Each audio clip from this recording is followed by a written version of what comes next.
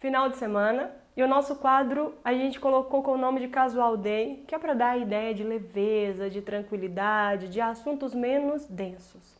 Bem, essa era a proposta. Só que não adianta, né? Quando a gente vai falar de comportamento na era digital, dependendo do olhar que você coloca, tudo pode virar uma polêmica. E aí eu trago um título de um texto que a gente fez uma releitura dele e trouxe para ser comentado, que se você olha sem contexto, ele pode parecer realmente algo muito provocativo. Mas nós vamos chegar num consenso, eu espero, no final dessa conversa. O tema é geração mimimi. Acredito que com vocês também seja recorrente essa expressão quando a gente discorda de alguém que está fazendo algo e a gente fala, isso é culpa dessa geração mimimi, dessa geração que tem tudo ao alcance das mãos, dessa geração que não viveu a dureza da década de 60, de 70, de 80, quiçá de 90. Essa história de briga entre gerações não é algo novo, né? O mérito não é nosso, não foi a gente que construiu. Toda geração ela desconstrói um pouco do passado. E até a gente entender essa desconstrução sobre o que é legado e o que é evolução e o que é transformação, a gente teria que recorrer a vários teóricos da sociologia, da filosofia, enfim, a conversa ficaria longa. O que eu tenho para trazer hoje é exatamente esse ponto do nosso comportamento na era digital e como a gente está cada vez mais tendo que lidar com diferentes gerações no digital. Então, assim, quando eu estou fazendo um comentário, por exemplo, numa postagem, esse comentário pode atingir pessoas de gerações distintas. E essas pessoas têm vivências diferentes da minha, referência diferente e vai estar num contexto diferente. E é muito comum que a gente faça o julgo, né? A tal da geração mimimi de forma pejorativa.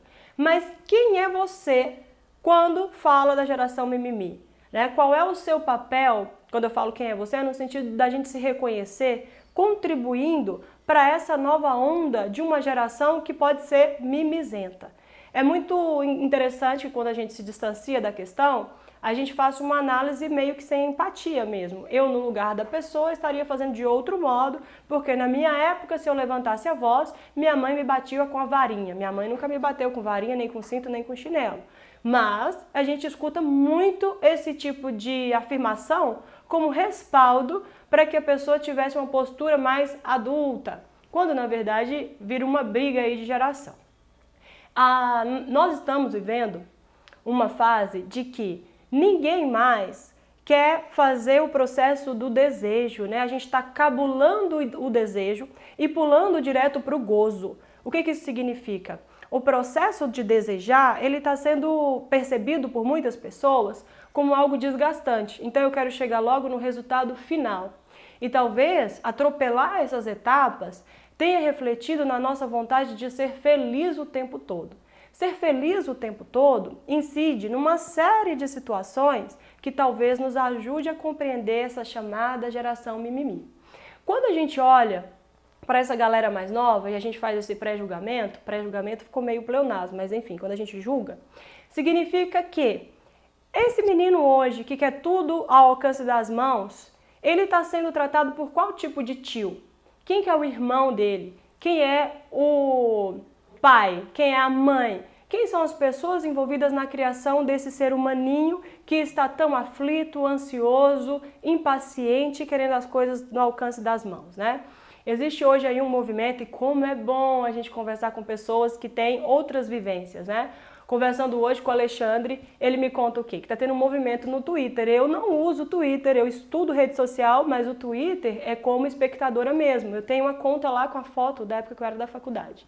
E aí ele veio me falar sobre a cultura do cancelamento. E isso casou muito bem com o tema da geração mimimi. Porque às vezes a gente começa um movimento por um recorte que o conceito em si, a essência, ele se perde. Porque eu estou fazendo o quê? Eu estou no efeito manada. As pessoas que eu tenho como referência fazem algo, eu acredito veemente, né? Eu coloco um tampão aqui de que o que ela está fazendo é certo. Mas será que é certo para mim? Será que essa onda de parar de seguir uma pessoa por conta de uma ação isolada num determinado situacional, será que isso faz sentido para a minha essência? Ou será que eu estou só sendo mais um para fazer volume num movimento pelo qual eu não entendo a razão de existir, né? Por que isso está acontecendo?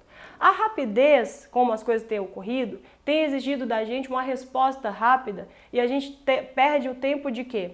De buscar refletir e de se perceber no processo como um todo. Então é mais comum que a gente fique agressivo, que a gente faça esse julgamento de forma vazia e rasa. E aí, por que eu venho falar da geração mimimi? Uma outra situação interessantíssima foi que um dia uma aluna postou na rede social dela assim: as pessoas estão tão mimizentas, e essa minha aluna era o que a gente rotularia como a geração mimimi, né, nova. E aí ela falou assim: esse pessoal tá tão mimizento que se eu falar que não gosto de mexerica, é possível que abra uma associação em defesa das mexericas. O que a gente está falando com isso, né? Que assuntos que são tão nossos, né? Tão passageiros, tão fugazes, eles ganham um peso muito maior quando vem para o digital, e exatamente por conta desse distanciamento. E a provocação que eu trago hoje é para que a gente tenha essa atenção no ambiente de trabalho, nos grupos de WhatsApp. Às vezes a gente tem uma falta de paciência com quem manda corrente em grupo de WhatsApp. Para aquela pessoa que acabou de ser inserida no digital, aquilo é a verdade absoluta que a gente teve lá na época que a gente começou a ter internet banda larga. Então, é necessária essa empatia constante. A empatia ela não é pontual. Ah, eu consigo me colocar no lugar do outro. Não, dessa forma ela acaba sendo um julgamento mesmo. E aí, nós temos que entender o seguinte: os processos são distintos. As pessoas estão passando por processos que talvez você tenha passado antes. E você tem que se perceber qual é o seu impacto no comportamento do outro, né? Então, o que você tem feito para que aquela pessoa seja reativa? O nosso papel é ser ativo e prestar atenção no que está acontecendo para fazer essa leitura. Eu costumo dizer que quem se dispõe a aprender sempre, a trocar ideia com pessoas que pensam diferente, já abre um precedente para ser o apaziguador. Não é que a gente tenha que mediar qualquer conflito ou entrar numa briga que não é nossa, não é nesse sentido. Mas é quando a gente objetiva solução e não problema.